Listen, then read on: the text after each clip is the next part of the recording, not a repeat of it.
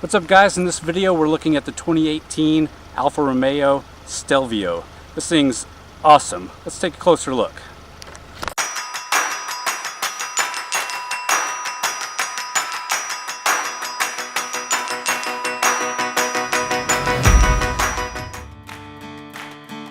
This is one of the reviews I've been itching to get done, and this was easily one of my favorite drives during the Truck Rodeo, and it doesn't even go off-road.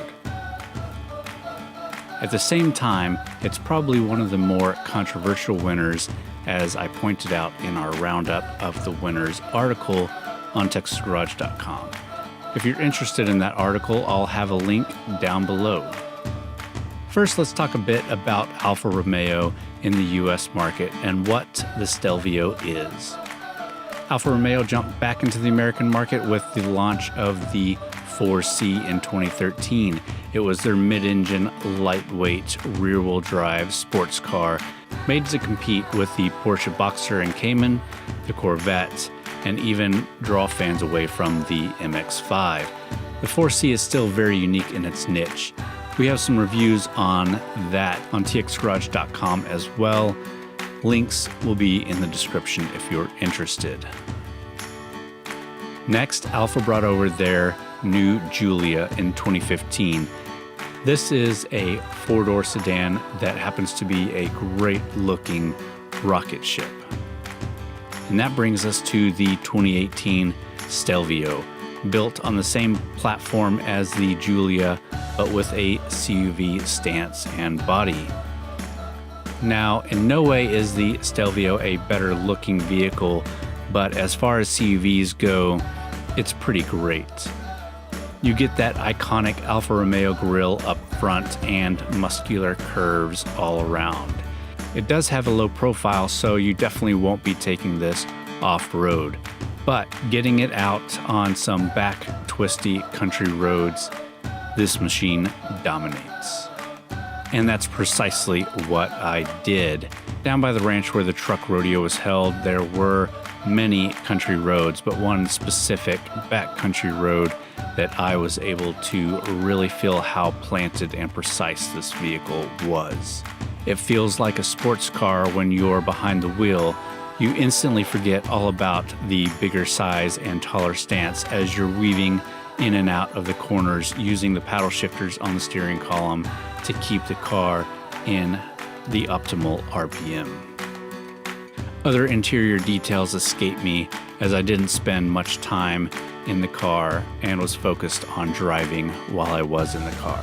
I can tell you that it was quite nice and extremely comfortable. The Stelvio that Alfa brought us to the rodeo was their TI Sport trim, which amounts to bigger wheels and some exterior and interior bits. This is the package that also gets you the aluminum paddle shifters mounted to the steering column, so it's definitely worth it just for that. Under the hood is a 2-liter 4-cylinder turbocharged engine pushing 280 horsepower and a whopping 306 foot-pounds of torque.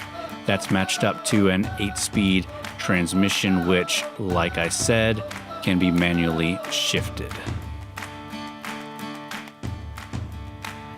Now here comes a real question. How much is an Italian sport CUV going to set me back?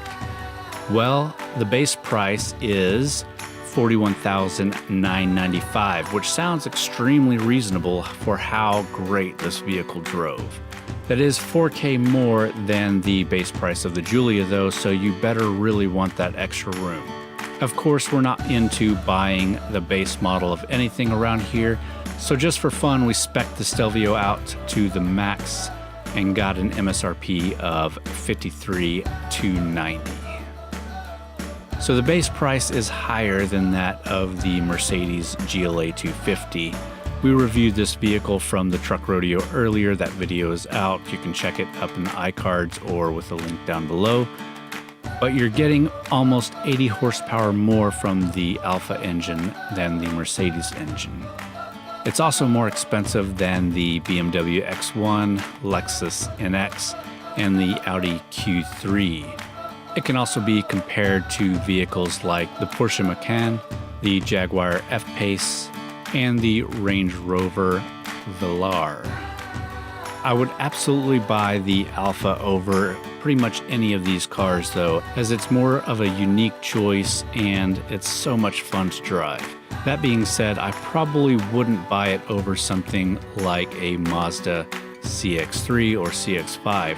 They're really not in the same class, but you can get a fun CUV to drive every day and still have room for all your gear as well without spending so much money.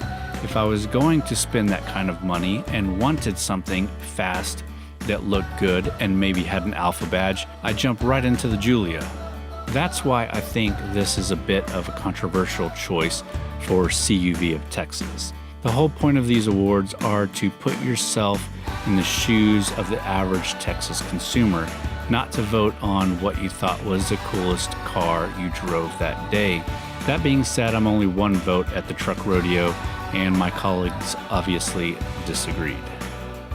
With that, I hope you enjoyed the video and liked the review. If you did, please give us a thumbs up as it really helps out, and leave us a comment down below. Let me know what you think about the Stelvio and the fact that it was named CUV of Texas. And as always, thanks for watching.